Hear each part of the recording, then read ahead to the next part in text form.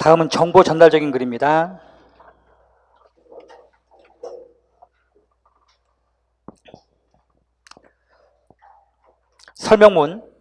설명문은 어떤 대상에 대한 정보, 사실, 지식, 원리, 개념 등에 관하여 글쓴이가 알고 있는 바를 쉽게 이해할 수 있도록 풀어 쓴 글을 말합니다. 설명문의 특징, 사실 그대로 풀이하여 전달해야 한다. 그래서 객관성입니다. 그 다음 대상을 알기 쉽게 풀어 써야 합니다. 평이성이죠. 자, 일정한 순서와 논리에 따라 쓰는 체계성을 갖춘 글이고요. 자, 의미 전달이 정확해야 합니다. 정확성입니다. 설명문의 구성, 자, 3단 구성을 취합니다. 머리말, 분문, 맺은말인데요. 머리말에서는 설명할 대상, 배경, 동기, 목적 등을 제시합니다. 분문에서는 다양한 설명 방법을 사용하여 사실과 지식을 이해하기 쉽게 풀이하는 단계입니다. 맺은말에서는 본문에서 설명한 내용을 요약하고 정리하며 마무리 짓는 단계입니다. 자, 설명문의 기술 방법. 의견이나 주장은 추상적 진술이고요. 그 다음 추상적인 진술에 대하여 언급된 내용에 대해서는 구체적이고 특수한 뒷받침을 해야 됩니다. 그래서 그걸 구체적인 진술이라고 합니다. 그래서 보조문단은 구체적 진술, 주요 문단은 추상적 진술 혹은 일반적 진술이라고 합니다. 설명문의 독해 유령, 머리말 부분에서 설명하고자 하는 대상이 무엇인지 정확하게 파악한다. 본문 부분에서 각 문단의 요지를 바르게 간추리면서 문단의 연결관계에 유의한다. 핵심어, 중심 문장, 주제 등을 찾아낸다. 그리고 설명 방법을 파악하고 글 쓴 의도를 파악한다. 설명 방법 우리 배웠었는데 기억하십니까, 여러분? 설명 방법. 설명문을 읽을 때는 항상 어떤 설명 방법을 사용하고 있는지를 생각하셔야 합니다, 여러분.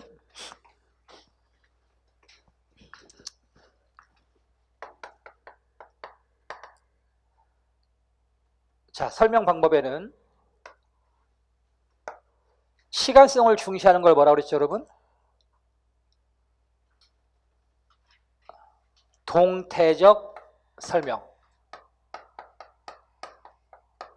시간성을 고려하지 않는 방식을 정태적 설명이라고 하죠. 시간성을 고려한 동태적 설명 방식은 뭐가 있었죠? 과정, 그죠? 그 다음에 인과가 있었죠.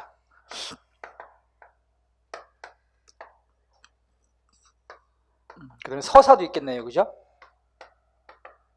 이들 방식은 모두 시간성이 고려되는 방식입니다.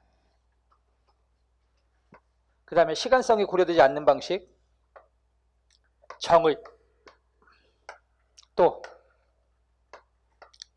비교와 대조, 분류와 분석,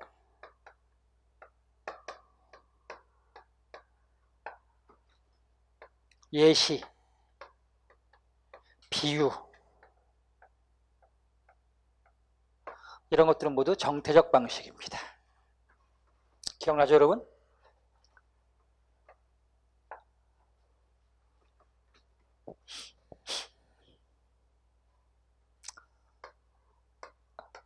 분류는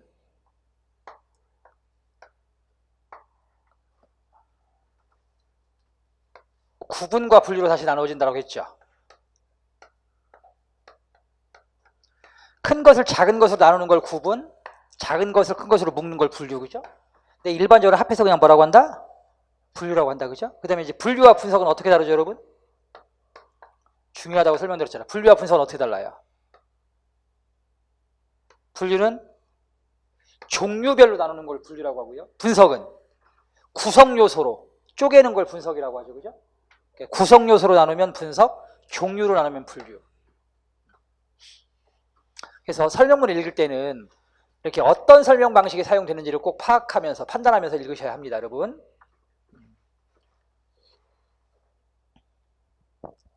그 다음에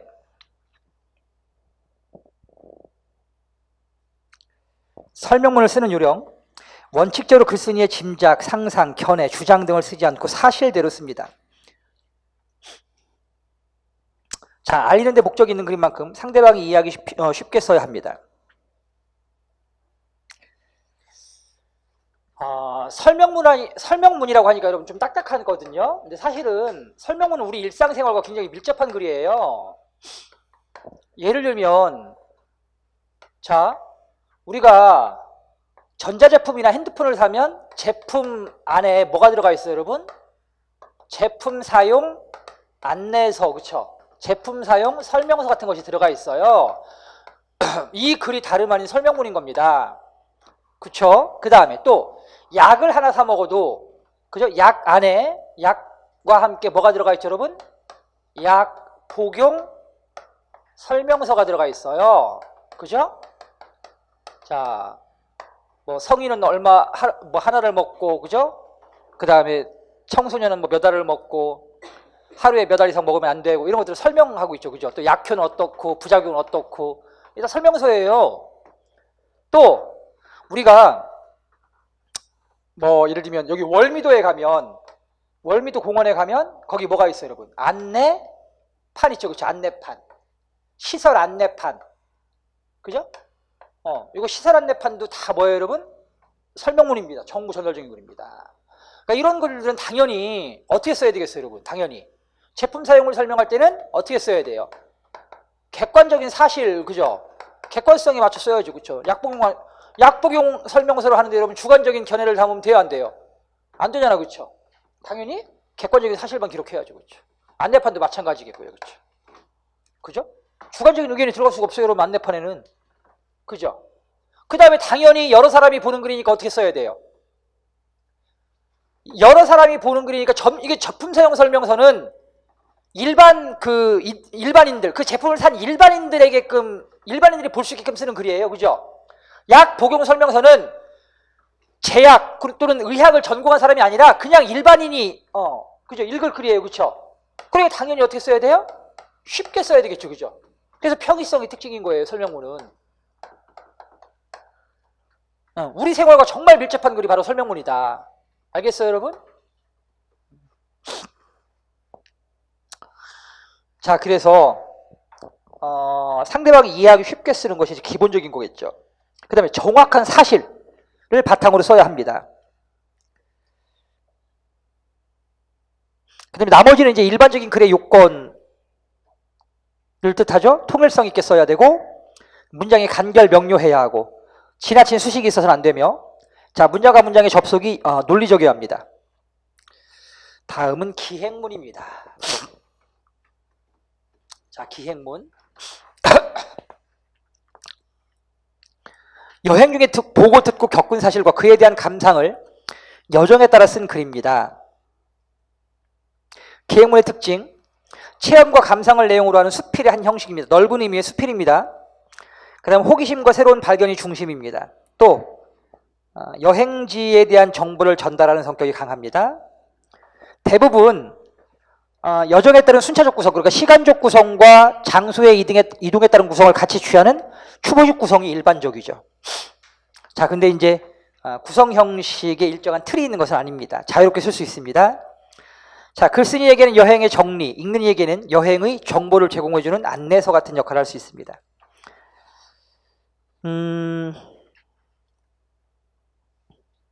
자, 기행문에는 실용적 기행문이 있고 예술적 기행문이 있습니다. 보고문 등과 같이 학술적 자료가 될 수 있는 그런 실용적 기행문이고요. 그 다음에 이제 나의 문화유산 답사하기 같은 글은 이제 감상을 위주로 한 예술성이 드러나는 글입니다.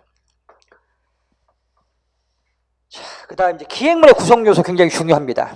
기행문에는 반드시 이 세 가지 구성 요소가 들어가 있어야 돼요. 바로 여정, 시간적, 공간적 여행의 순서를 말합니다. 그리고 이제 견문, 여행에서 보고 듣고 경험한 사실들. 그다음에 마지막에는 이제 감상, 자, 생각이나 느낌이 꼭 들어가야 합니다. 기행문의 짜임, 이제 출발, 그다음에 여행, 귀로 이렇게 3단 구성을 취합니다. 기행문에 많이 쓰는 구성 방식은 앞서 말씀드린 것처럼 시간적 구성 방식과 공간적 구성 방식, 그리고 이 두 가지를 함께하는 추보식 구성 방식을 씁니다. 그 다음에 기행문에 주로 사용되는 표현 방법입니다. 바로 시간의 흐름에 따라 내용이 전개되는 서사 방식과 그 다음에 대상을 마치 그림을 그리듯 자세하게 그려서 전달하는 묘사의 방식이 가장 많이 사용됩니다. 자, 기행문을 쓰는 요령입니다. 출발 동기, 출발 당시의 상황이 나타나 있어야 합니다. 또 노정을 밝히되 너무 상세하게 쓰는 것은 피해야 합니다. 그 다음 사실을 진실성 있게 묘사해야 되고요. 여행지에서 느끼는 객창감, 그 다음에 이제 지방색, 지방의 특징 등을 잘 표현해야 합니다. 현재형 문장을 쓰면 생동감을 느낄 수 있습니다. 그 다음 시나 시조 등을 삽입하면 독자에게 감흥을 줄 수 있습니다. 제목은 여행한 곳에 지명을 붙여 표시하는 것이 일반적입니다. 세 번째, 전기문입니다.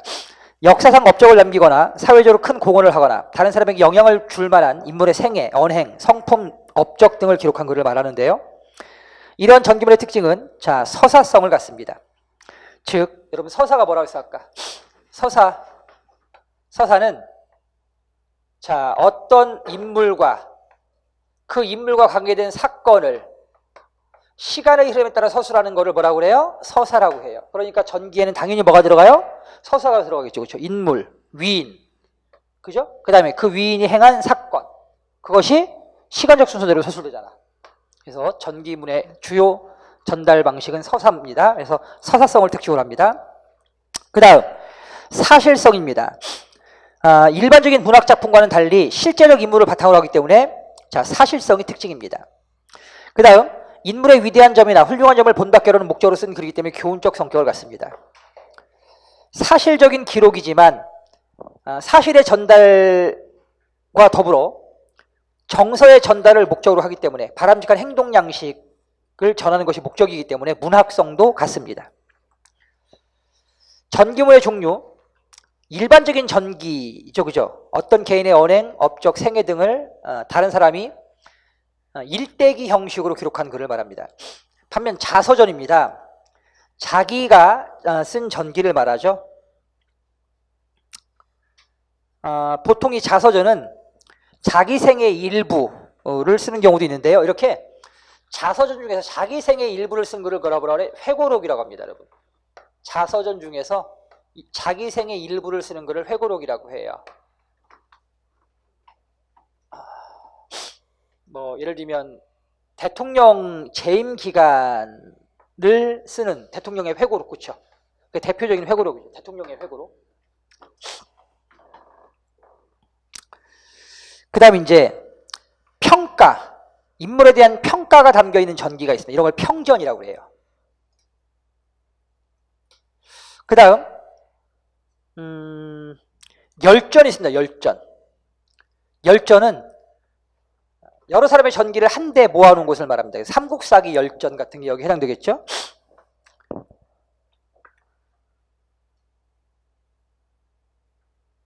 그 다음 전기문의 구성요소, 인물과 사건, 배경, 그리고 자, 비평이 들어갑니다, 여러분. 전기문은 대개 일대기적 구성을 취하는 것이 일반적이나 아까 말씀드린 것처럼 여러분 특정한 시기를 부각시키는 집중적 구성도 있습니다. 전기문을 쓰는 요령, 인물에 대한 내용 중 특히 강조하고 싶은 부분에 초점을 맞춥니다. 자, 인물이 살았던 시대와 사회적 배경을 함께 서술해 정확한 인물의 모습을 제시하는 것이 필요하고요. 업적과 관련된 동기, 과정 등이 자세히 제시되어서 교훈과 감동을 줄 수 있어야 합니다. 전기문을 읽을 때는 시대성을 이해해야 하고요. 환경, 인물, 활동과 업적 등을 알고 있어야 더 쉽게 정확하게 이해할 수 있을 것입니다. 다음 정보 전달적인 글의 독해 실제입니다. 먼저 건축과 동양 정신입니다. 여러분 제목을 통해서 우리가 내용을 짐작할 수 있거든요. 그래서 자, 아까 우리가 독서의 단계에서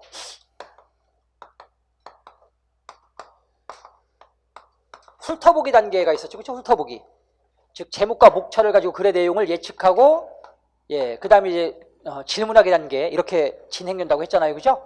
제목을 보면 뭘 알 수가 있어. 이렇게 내용을 알 수가 있어. 즉 자, 건축을 주제로 하는데 그죠? 동양정신이라고 했으니까 어떤 내용인지 여러분 유추할 수 있겠죠. 그죠? 그러니까 이 서양과 동양의 차이점을 우리가 생각해봐. 서양은 그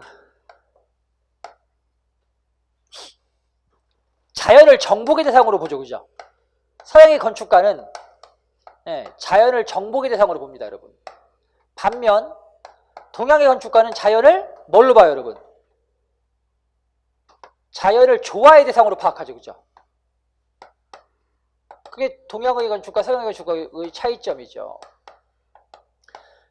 그래서 아마도 이 글은 현대 건축이 나아갈 길을 어디에서 찾고 있는다, 여러분? 자연과의 조화를 추구하는 동양 정신을 찾고 있는 글일 것이라고 우리가 예측할 수 있겠죠, 그죠? 그쵸? 예. 자, 건축가 동양 정신입니다. 김수근, 대표적인 건축가죠? 한국 최고의 건축가라고 평가받는 분입니다. 보겠습니다.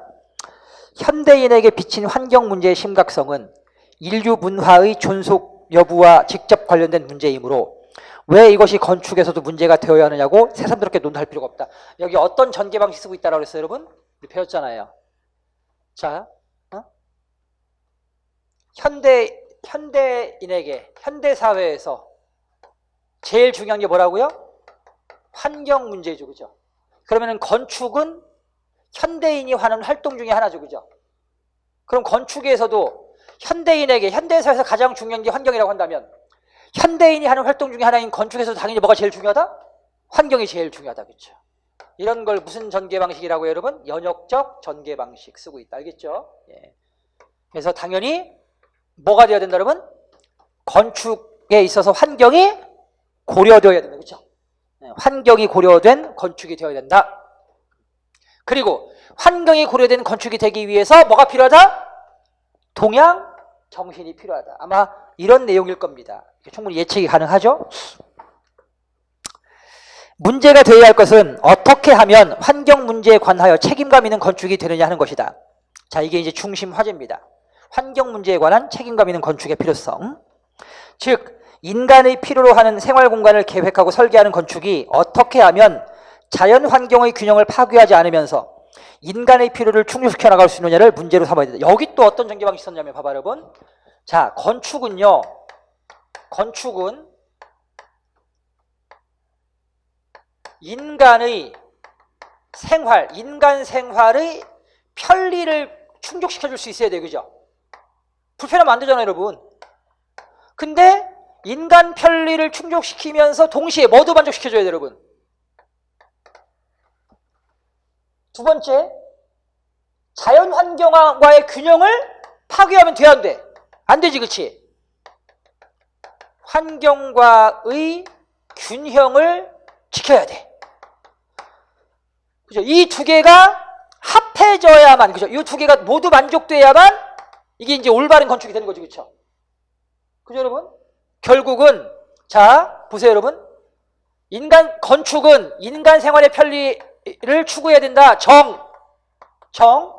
아니다. 자연 환경과 균형을 맞추는 게 더 중요하다. 그럼 뭐야? 올바른 건축은 뭐가 돼야 돼요, 여러분? 현대의 건축은 뭐가 돼야 된다고? 인간 생활의 편리를 추구하면서 동시에 자연 환경과의 균형도 추구할 수 있어야 된다, 그죠?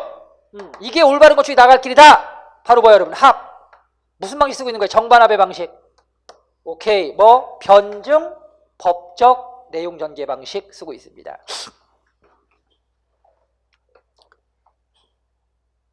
그래서 자, 인간의 생활의 편리를 추구하면서 자연 환경과의 조화를 만족시킬 수 있는 건축이 필요하다. 자, 다음 보겠습니다. 이것은 곧 공간 설계를 하는 건축가가 어떤 가치를 추구해야 하며 그러한 가치 추구의 한계가 무엇인지를 고려해야 함을 말한다. 다시 말하면 건축가의 가치관, 사고방식 또는 공간 개념에 관한 문제가 된다. 어떤 공간 개념이 한 건축가의 생각을 지배하느냐에 따라서 그의 공간 설계가 추구하는 가치관이 결정되기 때문이다. 자, 여러분. 그러니까 올바른 건축, 그죠? 자연 환경과의 균형을 추구하는 올바른 건축이 이루어지기 위해서는 건축가에게 뭐가 필요하다, 여러분? 건축가가 어떠한 공간 개념을 갖고 있는 것이 중요하다, 그렇죠? 그 얘기하고 있잖아. 다시 한번. 인간 생활의 편리도 추구하면서 자연 환경과의 균형을 맞추기 위해서는, 그죠? 자연 환경과의 균형을 맞추는 이 올바른 건축이 되기 위해서는 건축가가 뭘 가져야 된다고? 일정한 공간 개념을 가져야 된다, 그죠? 공간 개념. 자, 그럼 이제 그 내용 봐봐, 여러분. 이게 이제 앞에 서론이니까, 서문이니까, 그죠? 서문에서 중심화제 제시했잖아. 뭐가 되어야 돼, 여러분? 인간 생활의 편리와 자연환경과의 균형을 만족시키는 건축행위가 이루어져야 된다, 그죠? 그러기 위해서 뭐가 필요하다, 여러분? 건축가에게 일정한 공간 개념이 요구된다, 그죠? 그럼 이제 본문에서는 뭘 해야 돼? 건축가에게 필요한 공간 개념이 뭔지를, 그죠? 자세하게 설명해야 되겠지, 그죠? 예. 자, 보겠습니다. 건축행위라는 것은 자연 환경을 인간의 생활 환경으로 고쳐가는 행위라고 할 수도 있다. 물질 문명의 발달은 계속된 적극적인 건축행위를 필요로 하는 것도 사실이다. 더 많은 공간을 차지하는 더 크고 화려한 건축물을 요구해온 사람들에게 건축은 아무 거리낌 없이 건축행위를 계속해왔다. 그러나 이제는 그러한 팽창 위주의 건물 행위가 무제한 계속될 수 없다는 사실에 부딪히게 되었다. 왜? 자연은 한정되어 있으니까. 인간의 요구 조건만이 아니라 자연의 필요 조건도 들어줘야 한다는 것을 인식하게 되었다. 새로운 공간 설계를 원하는 고객도 그것만으로도 충분하지 않다는 생각을 하게 되었다. 우리의 건축행위가 적극적으로 어떤 가치를 만들어내느냐는 것도 생각해야 하지만 그것으로 인해서 어떤 부정적인 결과가 야기되는지도 고려해야 된다. 그러니까 건축가는 자신이 만든 건축이 어떤 그 물질 문명의 혜택을 줄 수 있을 것인지도 생각해야 되지만 반대로 이것이 어떤 부정적인 영향을 미칠 것인지도 고려해서 건축을 해야 된다는 얘기죠, 여러분. 여러분, 과학자의 자세도 마찬가지잖아. 과학자는 자신의 연구 결과가 인류의 그 어떤 인류 생활에 어떤 편리함을 가져다 줄 것인지를 생각하고 연구하지만 동시에 그것이 어떤 부정적인 영향을 초래할 것인지도 생각하고 과학 활동을 하는 겁니다. 그죠? 그래서 여러분, 노벨은 자신의 연구 결과가 문명의 발달이라는 편리함을 가져왔지만 결국은 또 뭐야, 여러분? 그 폭탄, 그죠? 다이너마이트를 이제 발명해가지고 결국은 이제 문명도 발달시켰지만 결국은 뭐야, 여러분? 인류 살상의 무기로도 활용이 됐단 말입니다. 그죠? 그러니까 항상 과학자나 건축가나 뭘 생각해야 돼요, 여러분? 자신의 어떤 활동이 어떤 긍정적인 결과뿐만 아니라 어떤 부정적인 결과를 가지고 있을지도 늘 생각을 해야 된다. 그렇죠? 그게 건축가의 책임 있는 자세라고 볼 수 있겠습니다. 그래서 이런 걸 뭐라 그래요, 여러분? 네거티비즘이라고 그래. 네거티비즘적 사고가 필요하다. 건축가는 자신의 건축행위가 어떤 부정적인 결과를 가져올 수있지에 대한 생각, 즉 네거티비즘적 사고가 필요합니다. 알겠어요? 건축가에게 필요한 사고는 네거티비즘적 사고다. 그 다음, 윤리적으로 공간 설계는 그 제한된 공간 안에 있는 사람들이나 공간 밖에 있는 사람들이 똑같이 그 설계의 결과로 혜택을 받을 수 있게 해야 한다. 이게 무슨 얘기일까요, 여러분? 어떤 공간 설계가 이 설계가 요 안에 있는 사람뿐만 아니라 이 바깥에 있는 사람도 혜택을 볼 수 있어야 돼요, 여러분. 그죠? 요 내부에 있는 사람에게만 혜택을 주면 안 된다는 얘기예요. 내부 사람과 바깥 사람이 모두 혜택을 볼 수 있는 공간 설계가 돼야 돼요. 그걸 뭐라 그래? 통합 공간 설계다. 통합 공간 설계. 이게 아까 봐봐, 여러분. 인간 생활의 편리와 자연 환경과의 균형을 추구하는 건축가가 지녀야 할 공간 개념 첫 번째 1번 바로 통합 공간 설계입니다. 즉 건축가는 안에 있는 사람뿐만 아니라 바깥에 있는 사람도 모두 만족할 수 있는 공간 설계를 해야 한다. 생각해 보세요, 여러분. 자, 건축가가 어떤 설계를 했어요. 근데 이게 이 안에 있는 사람에게만 혜택을 주고 바깥에 있는 사람은 아마 여러분 그 혜택을 주지 않는다고 가정해 봅시다. 그럼 바깥에 있는 사람들이 가만히 있겠어요? 바깥에 있는 사람도 똑같이 뭘 짓겠어요? 뭘 하겠어? 똑같이 혜택을 보기에 또 다른 공간 설계를 하겠죠, 그렇죠? 그럼 또 다른 공간 설계를 하면 그만큼 자연 환경을 뭐 하게 되는 거예요, 우리가?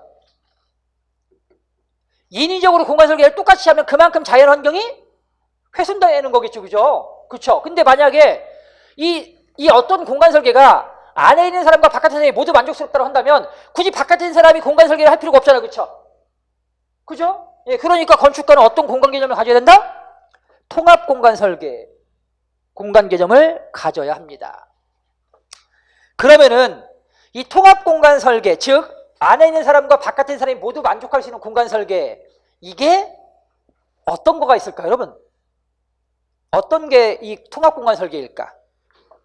자, 요즘은 여러분 아파트를 설계하잖아요. 요즘 아파트는 조경이 굉장히 잘 돼 있죠. 그죠? 이제 공원 같아요, 여러분. 아파트에 막 그죠? 한 공원이 안에 들어와 있어요. 막 호수도 있고요, 그죠? 그다음에 뭐 하여튼 잔디밭도 있고 조형물도 있고 막 기가 막히게 잘 돼 있어요, 요즘 아파트는. 근데 여러분 봐봐. 그렇게 아파트를 설계해놓고 조경을 잘 해놓고 아파트 주민만 보겠다고 여기다 담을 쫙 쌓아. 이렇게. 못 들어오게. 이렇게. 그럼 이거는 그 아파트 내부의 사람들에게는 만족감을 주지만 이 아파트 바깥에 있는 사람들은 만족하지 못하겠죠, 그렇죠? 그죠, 여러분? 그럼 여기다 또 이 사람들도 뭐 하겠어, 또? 자기들도 또 짓겠지, 그치? 이렇게 하면 안 된다는 거야. 그죠? 그래서 요즘 아파트는 담이 없어요. 아파트 중에 담이 있는 아파트 요즘 그죠? 최근 아파트는 여러분 담이 없어요. 바깥에 있는 사람과 안에 있는 사람이 모두 그 아파트의 조경시설을 향유할 수 있게끔 공간 설계를 하죠. 무슨 공간 설계? 통합 공간 설계입니다.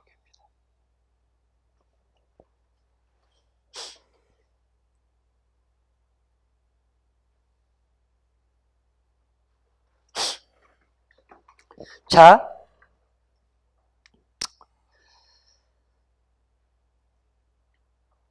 다 같이 좋은 목적을 위해 이용될 수 있는 공간을 뭐라고 한다?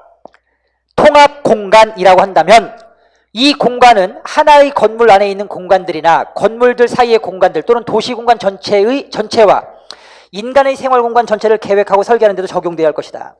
그 다음, 이러한 공간 개념을 시로서 표현해준 사람이 미국의 시인 로버트 프로스트였다. 담장 손길이라는 그의 시에는 다음과 같은 구절이 있습니다. 담을 쌓기 전에 나는 알고 싶군요. 내가 무엇을 쌓아드리거나 무엇을 쌓아 막는지를. 자, 여러분, 우리 집이 이렇게 있어요. 그죠? 그 다음에 이웃집이 있어요, 이렇게.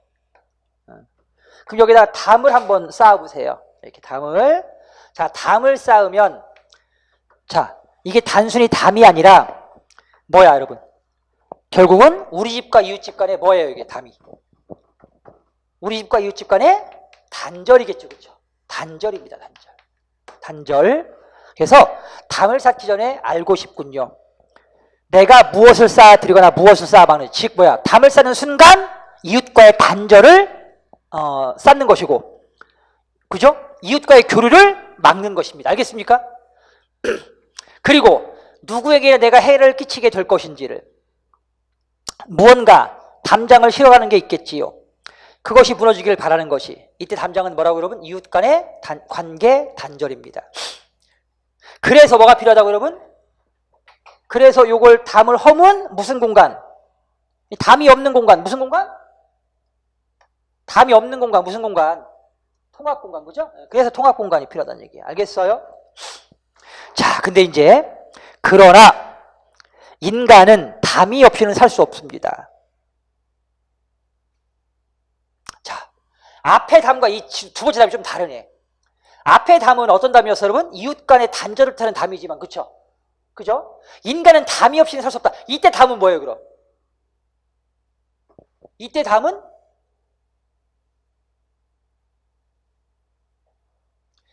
그러니까 인간은, 그죠? 인간은 최소한 자신의 사생활을 보호받을 권리가 있죠, 그쵸? 그죠? 그러니까 최소한의 사생활을 보호할 수 있는 담, 그죠? 그러니까 사생활은 존중되어야 된다. 그거예요, 그때 담은.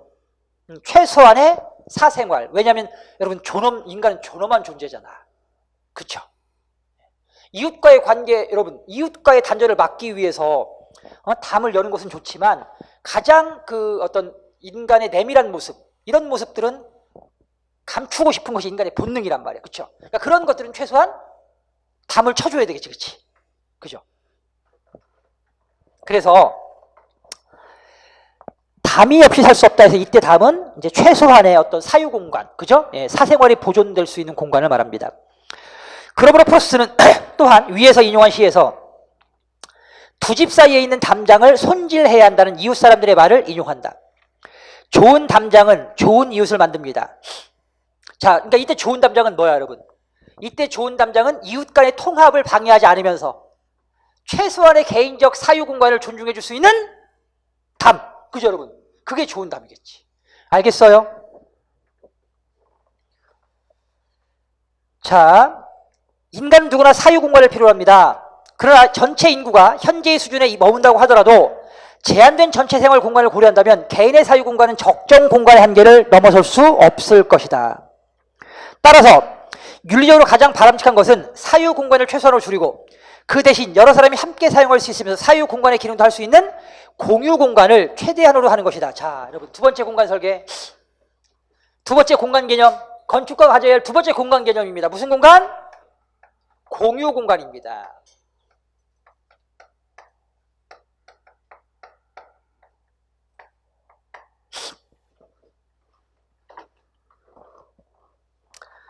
자, 공유 공간 설계는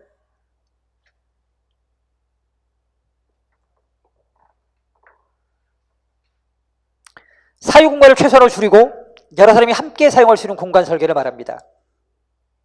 공동의 공간이 되겠죠, 그렇죠? 예, 예를 들면 이런 거죠, 여러분. 봐봐.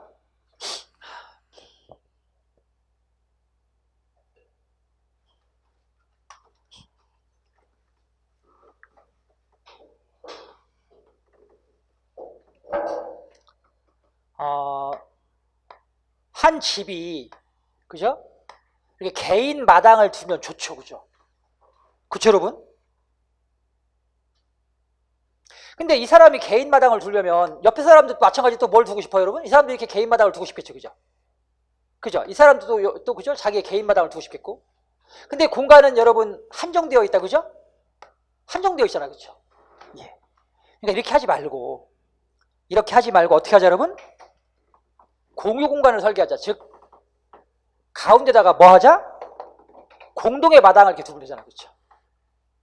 그죠? 공동의 마당을 두면 이게 이제 무슨 공간? 이게 공유 공간이 되는 거죠.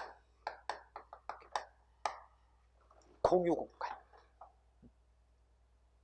그러니까 예를 들면 주택가가 이렇게 있어요. 주택가 막 집들이 이렇게 있고, 그죠? 요 가운데 어린이 놀이터가 들어가 있어요, 그죠? 이런 거 무슨 공간? 공유 공간, 그죠? 또 이제 주택가 가운데 작은 공원이 들어가 있어요, 그죠? 이런 데 많죠, 그죠? 이게 다 무슨 공간? 공유 공간이죠.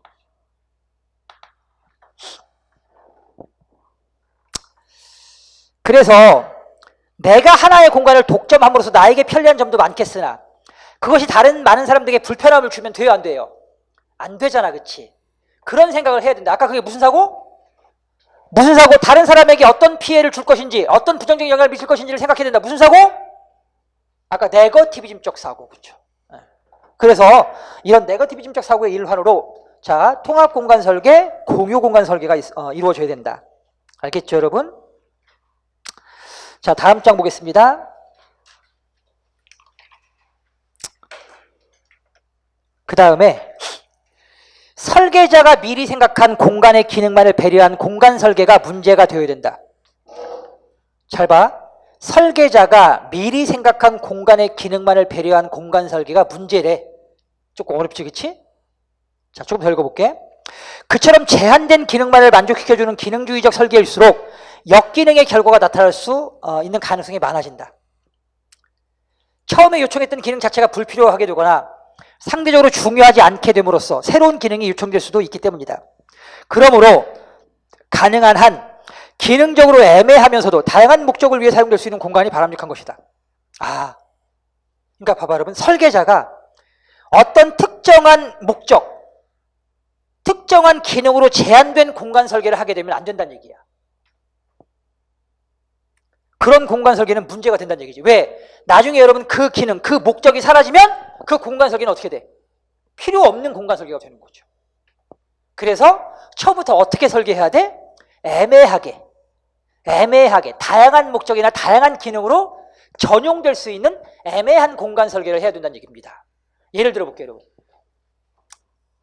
예를 들어볼게. 옛날에 이렇게 달동네, 이제 그 달동네가 있었어요, 그죠?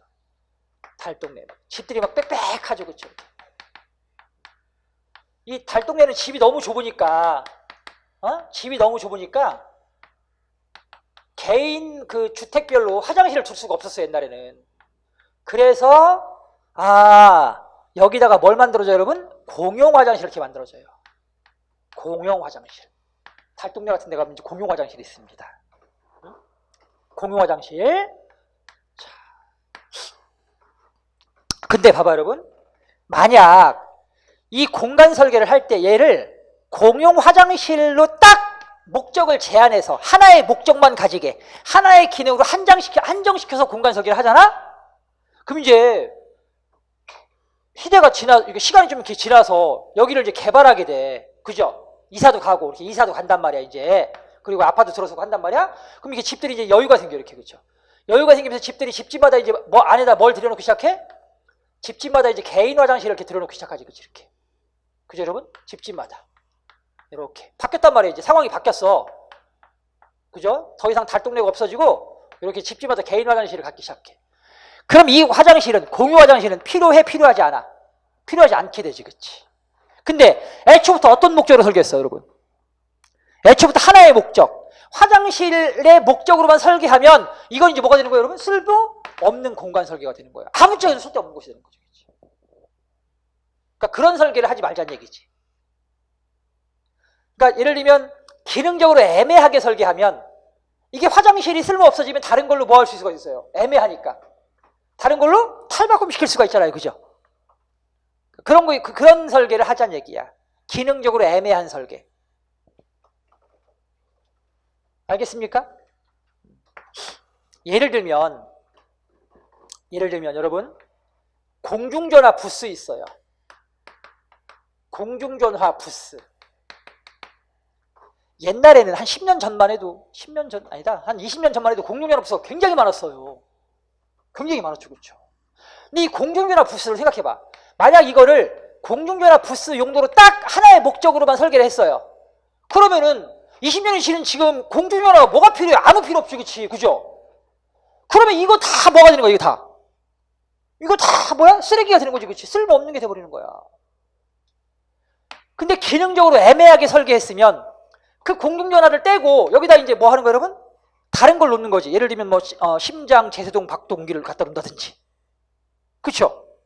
네. 아니면 뭐 현금 뭐 인출기를 갖다 놓는다든지, 그죠? 이렇게 이제 기능적으로 바꿔 쓸 수 있으면 좋잖아, 그쵸? 그런 공간 설계가 뭐라고? 기능적으로 애매한 공간 설계. 알겠습니까, 여러분? 자, 그러한 애매한 공간 설계를 뭐라고 그래? 그 밑에 보면 기분 공간이라 그래. 기분 공간. 자, 왜 기분 공간이야? 그것을 사용하는 사람들에게, 그 공간을 사용하는 사람들에게 하나의 감정, 하나의 관점이 아니라 다양한 감정 또는 다양한 기분을 느낄 수 있게 해준다는 얘기야. 그렇죠? 왜? 애매해서. 그래서 무슨 공간 설계라고 한다? 기분 공간 설계라고 하는 거지. 알겠습니까, 여러분? 기분 공간 설계.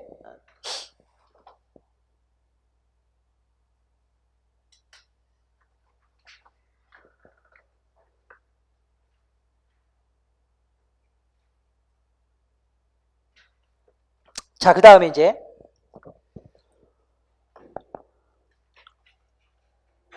공간의 기능과 형태에 관한 네거티비즘적 사고가 시사하는 또 한 가지 개념은 구조적인 가변성이나 유연성에 관한 것이다. 그것은 공간의 구조가 기능의 변화에 따라 변화할 수 있는 것을 말한다. 예컨대 어머니의 자궁이 태아가 성장해감에 따라 커져가다가 해산 후에는 본래의 상태로 돌아가게 되는 것 같은 그러한 공간을 말한다. 그런데 공간 자체의 구조가 기능의 변화에 따라 변화될 수 있다는 사실은 네거티비즘과는 아무 상관이 없는 것이다. 여기서 중요한 것은 하나의 공간이 구조상으로 변화함으로써 상대적으로 그 주위에 있는 공간들이 영향을 받는다는 점이다. 어머니의 자궁이 커져감에 따라 신체 내의 다른 공간들은 거기에 적응해서 그 구조를 변화시켜 가듯이 외부 공간을 침범하는 공간 확장을 최소로 줄이면서 하나의 내부 공간을 확대시킬 수도 있고 또 다시 축소시킬 수도 있는 그러한 구조적인 가변성이 네거티비즘적 사고가 필요하는 것이다. 자, 이제 봐봐요, 여러분. 아까 세 번째 무슨 공간? 기분 공간 설계. 구조적으로 애매해서 다양한 기분이 드는 설계를 말합니다. 자, 그 다음에 네 번째 무슨 공간 설계? 자, 어머니의 자궁처럼 구조적인 가변성이 있는 공간 설계라고 해서 자궁 공간이라고 해요. 유연성 가변성이 있는 공간 설계, 이걸 자궁 공간 설계라고 합니다. 자, 예를 들어 볼게요, 여러분. 자궁 공간 설계. 자,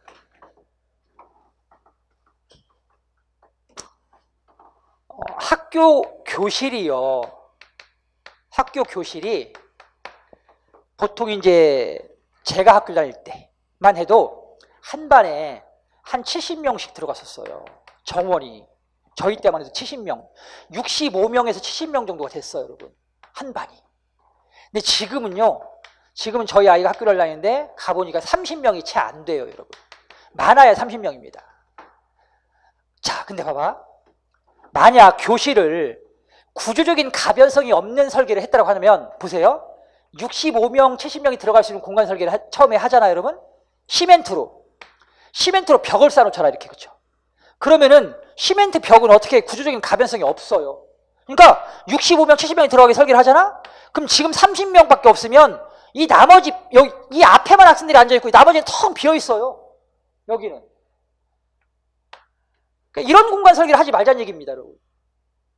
만약 구조적으로 가변성이 있는 공간 설계, 즉 자궁궁처럼 커지기도 하고 작아지기도 하는 이런 공간 설계를 하면, 그러니까 이걸 이제 시멘트가 아니고 예를 들면 이제 신축성이 있어서 이걸 줄이거나 늘리거나 할 수 있으면 이걸 줄이면 되잖아, 그렇지?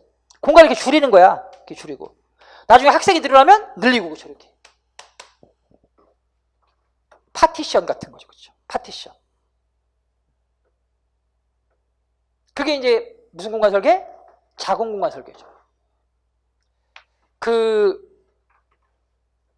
여러분들 교복 예전에 입었었잖아, 교복. 우리 아들이 중학교 1학년인데 교복을 맞췄어. 자, 근데 봐봐, 여러분. 중학교 1학년 남자인데 교복을, 얘 지금 중학교 1학년 입학할 때 150cm였단 말이야. 150cm 정도였어요. 그럼 이 150cm에 딱 맞춰서 옷을 맞춰주면 얘 중학교 2학년 되면 또 맞춰야 돼, 그쵸? 중학교 3학년 되면 또 맞춰야 돼, 그죠? 그렇다고 또 그렇다고 해서 얘가 한 중학교 3학년 되면 한 170 정도가 될 텐데, 그럼 170cm에 맞춰서 옷을 맞춰줘? 그럼 애가 바보가 되지, 그치? 그죠? 그렇지 않습니까, 여러분? 꼭 아빠 옷 입고 온 것 같고 이러잖아, 그쵸? 그러니까 그럼 어떻게 돼? 가변적인 교복 설계를 하면 되잖아, 그죠? 기억날 거야. 이렇게 지금 보니까 바지도 이렇게 늘릴 수가 있어요. 이렇게 늘릴 수가 있고, 그죠? 그 다음에 이제 허리도 이렇게 조절이 되더라고. 허리도. 그러니까 이게 애들이 크면 이렇게 늘려서 입고, 그죠? 작을 때는 이렇게 작게 입고, 이렇게. 그게 이제 구조적인 가변성 있는 설계가 되겠죠. 만약 그렇게 안 하면 중학교 1학년 교복, 2학년 교복, 3학년 교복이 각각 필요하단 말입니다. 그죠? 근데 가변적으로 설계하면 1학년, 2학년 크면서 계속 입을 수가 있겠지. 이것도 마찬가지야. 학교 교실을 여러분 구조적으로 가변성이 없게 설계하면 30명이 들어갈 때 쓸 교실, 40명이 들어갈 때 쓸 교실, 50명이 들어갈 때 쓸 교실 각각 필요하잖아요, 그렇죠? 근데 가변적으로 설계하면 40명이면 조금 더 늘려 쓰고 50명이면 조금 더 크게 쓰고, 그렇죠? 이렇게. 그게 무슨 설계? 가변적 설계. 무슨 공간? 자궁 공간 설계. 오케이, 여러분 알겠어요? 그래서 자, 이런 공간 설계, 이런 공간 개념을 지배하는 사고는 다 무슨 사고다, 여러분? 네거티비즘적 사고다. 알겠죠? 다 어디서 온 거다? 피해를 주지 말지. 알겠죠? 부정적인 것을 야기하지 않을까 하는 이 네거티비즘적 사고를 바탕으로 어떠한 공간 개념을 가져야 된다? 첫 번째 통합 공간, 공유 공간, 기분 공간, 자궁 공간 설계를 가져야 된다. 알겠습니까, 여러분? 그리고 이 네거티비즘적 사고, 즉 피해를 주지 않겠다라는 이 네거티비즘적 사고가 바로 결국은 동양 정신의 일환인 거지. 알겠어요?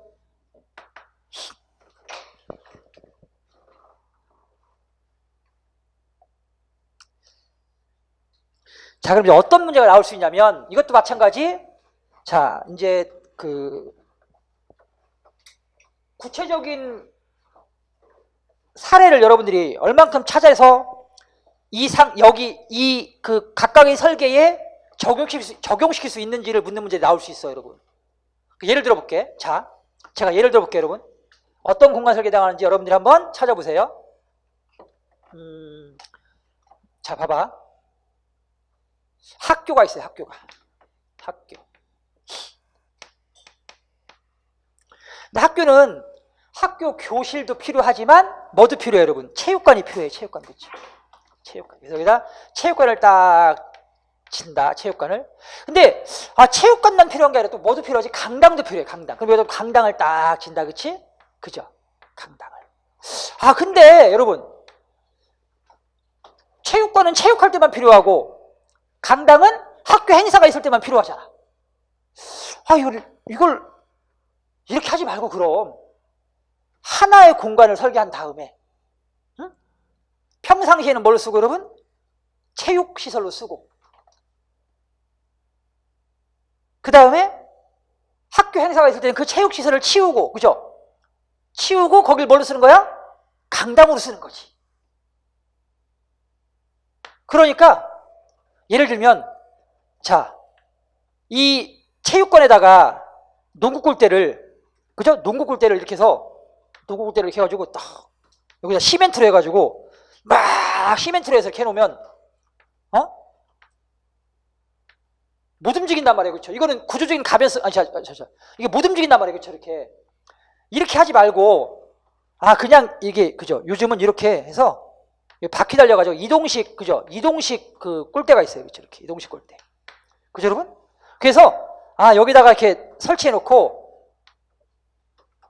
체육관을 쓸 때는 이동식 해서 이제 농구 코트로 쓰는 거야. 그리고 이제 강당을 쓸 때는 여기다가 뭘 하는 거예요, 여러분? 여기다 이렇게 창고 같은 걸 만들어 놓고 이걸 집어넣는 거지, 그렇지? 이렇게 집어넣고 그다음에 여기는 뭘 쓰고 이제 강당으로 쓰고, 그렇죠? 그죠, 여러분? 또 그랬다가 다시 또 어떻게 여러분 체육할 때는, 그죠? 다시 끄집어내서 또 여기 설치해가지고 또 뭘 쓰고 농구 골대를 쓰고, 이렇게, 그죠? 처음부터 여기는 체육관 딱 하나의 용도, 여기는 강당 이렇게 딱 하나의 용도로만 한정시켜 놓지 않고 체육관인 듯 강당인 듯, 그죠? 강당인 듯 체육관인 듯 이렇게 설계하면 체육관으로 쓸 수 있고 강당으로 쓸 수 있잖아요, 그죠? 자, 무슨 공간 설계? 무슨 공간 설계? 기본 공간 설계죠. 알겠습니까, 여러분? 하나의 용도로 한정짓지 말란 얘기야. 알겠어요? 다양한 기분이 들게 설계한다는 얘기죠. 자, 그 다음에 축구 경기, 여기 봐봐, 여러분. 자, 종합운동장이 있어요. 종합운동장. 종합운동장은요, 여러분, 가운데 뭐가 있고요? 이렇게 운동장이 있고요. 그 다음에 여기 이제 뭐가 있죠, 여러분? 트랙이 있어요. 트랙, 그죠? 이게 종합운동장이죠, 그렇죠? 이렇게 트랙, 이렇게 종합운동장, 이런 걸 종합운동장이라고 해요, 여러분. 그리고 이제 여기에 뭐가 있어요, 여러분? 여기에 관중석이지, 이렇게 관중석. 근데 이 종합운동장은 관중석과 이 운동장, 그러니까 축구 경기장이죠. 이 경기장이 너무 멀어서 관중들이 뭔가 이렇게 좀 그 축구 경기를 실감나게 조금 더 가까이서 볼 수 있는 어떤 그 접근성이 떨어져요. 그래서 어떡하지? 그래. 그러면은 옆에다가 축구 전용 경기장을 짓는 거야, 이렇게. 왜? 축구 전용 경기장은 육상 트랙이 필요 없잖아요, 그렇죠? 네, 그러니까 이제 운동장하고 여기다 바로 뭘 붙이는 거예요, 이제? 바로 관객석을 딱 드는 거죠, 그렇죠? 그럼 이제 축구 전용 경기장이 되는 거죠, 그렇죠? 그렇죠, 이렇게. 근데 이렇게 하면 뭐 필요하고? 종합경기장 필요하고 또 뭐가 필요하지? 축구 전용 경기장 또 필요하잖아. 근데 이렇게 하지 말자는 얘기야, 그죠? 이렇게 하지 말고 어떻게 하자? 그래, 요 관객석을 움직일 수 있는 게 설계하는 거야. 움직일 수 있게.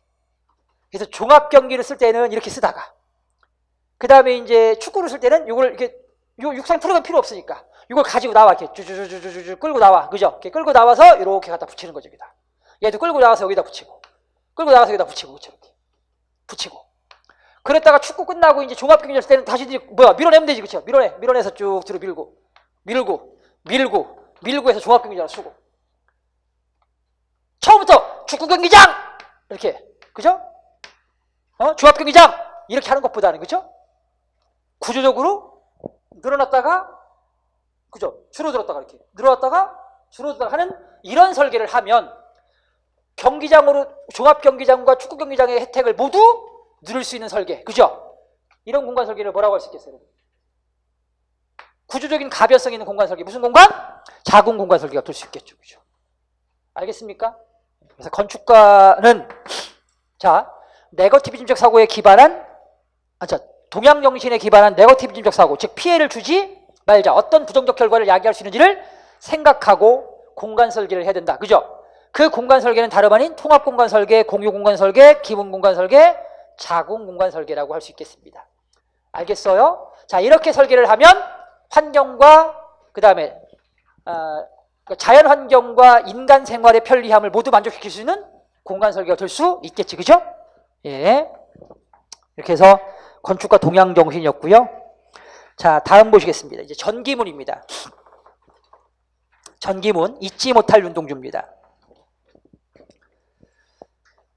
이 글은 윤동주에 대한 글쓴이의 주관적 평가가 들어가 있는 전기이기 때문에 일반적인 전기하고는 조금 다릅니다. 그래서 평전입니다. 평전. 자, 윤동주와 함께 그 대학 생활을 했던 윤동주의 후배 정병욱이라는 사람이 쓴 전기야. 자, 같이 보겠습니다.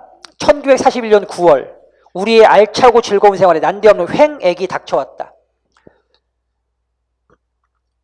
횡액, 좋지 않은 일, 구체적으로는 일제의 감시가 날카로워진 것을 말합니다.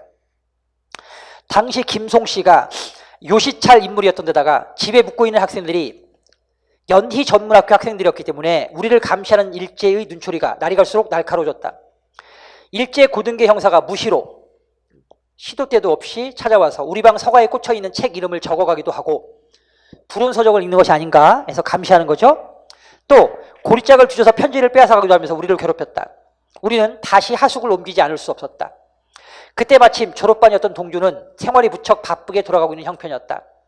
진학에 대한 고민, 대학원을 갈 것인가 하는 것에 대한 고민, 또 시국의 불안, 가정에 대한 걱정, 이런 가운데 하숙집을 또 옮겨야 하는 일이 겹치면서, 그러니까 여러 가지 일이 한꺼번에 나타난 거죠, 그렇죠? 이런 걸 설상, 가상, 엎친 데 덮친 격이라고 합니다. 동주는 무척 괴로워하는 눈치였다. 이런 절박한 상황 속에서 그는 그의 대표적으로 널리 알려진 중요한 작품들을 썼다. 또 다른 고향, 별 해는 밤, 서시 등은 이 무렵에 쓴 시들이다. 자, 절박한 상황 속에서의 윤동주의 시 창작 활동들입니다.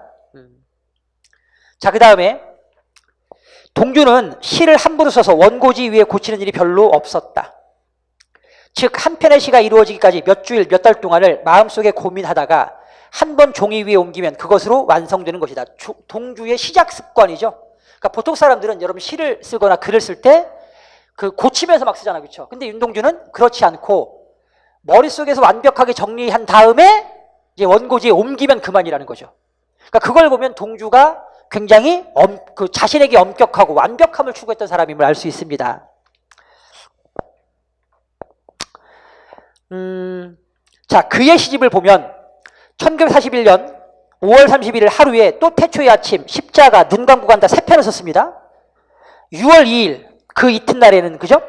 바람이 불어를 썼어요. 근데 동주와 같은 과작, 이때 과자가 적을 과자입니다. 이거 여러분 적을 과자예요. 그래서 적은 양의 작품을 쓰는 시인이 하루에 세 편의 시를 쏟아놓고 이틀 뒤에 또 한 편을 썼다는 사실은 도저히 믿어지지 않는 일이다. 그것은 머릿속에 완성된 시를 다만 원고지에 옮겨 적은 날이라고 할 때에 비로소 수긍, 납득이 가는 일이다. 그는 이처럼 마음속에서 시를 다듬었기 때문에 한마디 시였 때문에도 몇 달 동안을 고민하기도 했다. 지금 여러분 어떤 그 표현 방식을 쓰고 있냐면 앞에서 뭐라고 얘기했지? 동주는 한 편의 시가 이루어지기까지 그 머릿속에 완벽하게 정리 정돈을 했다가 이제 원고지에 옮겨 적는다고 했거든요, 여러분. 그죠? 그거 그러니까 일반적인 얘기를 한 거잖아요, 그렇죠? 일반적인 얘기를 하고 뒤에 가서 이제 뭐야? 구체적인 사례, 그렇죠? 5월 31일 하루에 3편 썼고 6월 1일에 또 한 편의 시를 썼다는 구체적인 사례, 그죠? 이 사례를 통해서 윤동주가 평소 시를 어떻게 쓴다? 머릿속에 완벽하게 정리정돈된 상태에서 바깥에 내놓는다. 그렇죠? 그게 윤동주의 습관인 거야. 그렇죠? 그래서 일반적인 얘기를 먼저 하고 구체적인 예시, 사례를 통해 뒷받침하는 방식을 쓰고 있는 건데, 또 여기도 마찬가지야. 봐봐. 윤동주는 한마디 시어 때문에도 완벽한 성격 때문에 몇 달을 고민하기도 했대요. 이것도 일반적인 얘기잖아. 그럼 뒤엔 또 뭐가 와야 돼? 그 하나의 시어 때문에 몇 달을 고민한 것에 대한 그 뒷받침할 수 있는 구체적인 예시가 있어야 되겠지. 그치? 자, 보겠습니다. 유명한 또 다른 고향에서 어둠 속에서 곱게 풍화작용하는 백구를 들여다보며 눈물 짓는 것이 내가 우는 것이냐라는 구절에서 풍화작용이라는 말을 놓고 그것이 시어답지 못하다고 매우 불만스러운 적이 있었다. 자, 여러분, 풍화작용이라는 시어를 놓고 이 시어가 시어답지 못하다라고 불만스러워했대요. 여러분, 왜 그럴까요? 왜 시어답지 못하다고 생각했을까? 바로 시어의 특징이죠. 그죠? 자, 여러분, 언어는 일상 언어가 있고 시어가 있습니다. 여러분, 문학 언어가 있죠? 일상 언어는 소통이 목적이죠. 소통이 목적이다 보니까 지시성을 떼어요. 여러분, 그죠? 그렇죠? 근데 문학 언어는 소통이 목적이 아니라 감정의 교감이 목적이죠. 그래서 함축성을 떼어야 돼요. 그게 문학 언어죠. 그죠? 시어죠. 근데 풍화작용은 어떤 성을 떼요? 지시성을 띱니까? 함축성을 띱니까? 그렇죠. 지시성을 띠죠. 그렇죠. 그래서 일체의 함축적 의미를 만들어내지 못합니다. 그것 때문에 윤동주는 이 시어가 시어답지 못하다라고 몇 날 동안을 이제 고민한 것입니다. 그죠? 자, 그러나 고칠 수 있는 적당한 말을 찾지 못해 그대로 두었지만 끝내 만족해하지를 않았다. 그러니까 이걸 통해 보건대, 자, 동주는 하나의 시어를 쓸 때도 굉장히 어떻게 했다, 여러분? 고민해서, 그렇죠? 완벽한 시어를 찾고자 노력했다. 그러니까 이것도 마찬가지 일반적인 얘기 먼저 하고 구체적인 사례를 가지고 뒷받침하는 방법 쓰고 있습니다. 자, 그 다음에 이제 그렇다고 자기 작품을 지나치게 고집하거나 집착하지 않았다. 이것도 일반적인 얘기지, 그죠? 그럼 뒤엔 또 뭐가 와야 돼? 그죠? 자기 작품에 대해서 지나치게 집착하거나 고집하지 않았다는 것을 입증해 줄 수 있는 또 다른 사례가 뒷받침되어야 됩니다. 보겠습니다. 자, 별 해는 밤에서 그는 따는 밤을 새워 우는 벌레는 부끄러운 이름을 슬퍼하는 까닭입니다. 로 첫 원고를 끝내고 나에게 보여주었다. 나는 이제 글쓴이 정병욱. 나는 그에게 넌지시 어쩐지 끝이 좀 허한 느낌이 드네요. 라고 느낀 바를 말했다. 자, 여러분, 윤동주와 정병욱의 관계를 보면, 그러니까 윤동주가 대학 4학년 때 정병욱이 대학 이제 1학년인 거야. 나이 차이로는 더 차이가 나고, 나이는 한 5살 정도 차이가 나고, 학년으로 이제 4학년하고 1학년이야, 여러분. 근데 이제 단순한 이제 어떤 학년과 나이를 떠나서 그 당시에 이미 윤동주는 그 시인으로서 널리 알려진 사람이야. 반면 이 정병욱은 갓 이제 문학을 공부하던 이제 사람이었지. 갓 문학에 입문한 사람. 근데 정병욱이 뭐라고 한 거야, 여러분? 윤동주의 그 시를 보고, 아유, 형, 이거 어떻게 끝이 좀 허한 느낌이 드네요. 하고 이렇게 얘기를 한 거야. 쉽게 얘기하면 가수 이승철이 노래를 부르는데 이제 이제 데뷔한 신인 가수가, 아유, 선배님 어떻게 좀 그 노래가 좀, 끝이 좀 이렇게 좀 허하네요. 아이고, 좀 이렇게 감동이 좀 부족해요, 선배님. 이렇게 얘기를 한 거예요, 여러분. 근데, 자, 윤동주가 어떻게 했어, 여러분? 봐봐. 그 후, 현재의 시집 제1부에 해당하는 부분의 원고를 정리하여 서시까지 붙여 나에게 한 부를 주면서 지난번 정형이, 자, 정형. 그러니까 나이가 어리거든요, 여러분. 학년도 후배고. 근데 정형이라고 해요. 그러니까 이런 것만 봐도 이 윤동주가 사람을 어떻게 대하는지 알 수가 있죠, 그렇죠? 나이 어린 사람, 후배도 결코 함부로 대하지 않습니다. 지난번 정형이 별 해는 밤 끝부분이 허하다고 하셨지요. 이렇게 끝에다가 덧붙여 보았습니다. 하면서 마지막 넉 줄을 적어 넣어주는 것이다. 그러나 겨울이 지나고 나의 배려도 봄이 오면 무덤 위에 파란 잔디가 피어나듯이 내 이름자 붙인 언덕 위에도 사랑처럼 풀이 무성할 거외다. 이처럼 나의 하찮은 충고에도 귀를 기울여 수용할 줄 아는 태도란 시인으로서는 매우 어려운 일이지. 왜냐하면 여러분, 예술가는요, 자기 작품에 대한 고집이 대단해. 그치? 그죠? 자존심, 아집이거든요. 근데 그런 자신의 어떤 그 작품을 그 쉽게 고칠 수 있는 태도라고 하는 것은 굉장히 이게 유연하고 너그러움이 없으면 불가능한 거거든. 그러니까 동주는 이렇게 자기 것만 고집하는 그런 어떤 꽉 막힌 사람이 아니었다는 얘기지. 그걸 직접 사례를 통해서 또 뒷받침했습니다. 그렇죠, 여러분? 자, 그래서 동주의 그 너그러운 마음에 다시금 머리가 숙여지고 존경하는 마음이 세상스럽게 우러나게 된다. 자, 근데 이게 이제 왜 평전이냐면 누가 본 관점에 쓴 거야. 그러니까 정병욱이 본 관점에 쓴 전기잖아, 그렇지?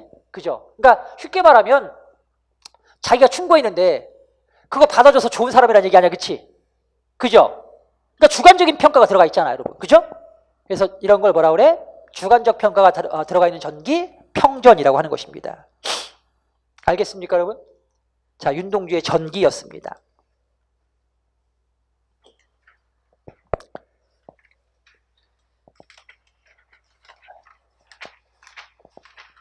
자, 그 다음에 잠시 쉬었다가 이제 마지막 제3절 실용적인 걸 이어서 나가겠습니다.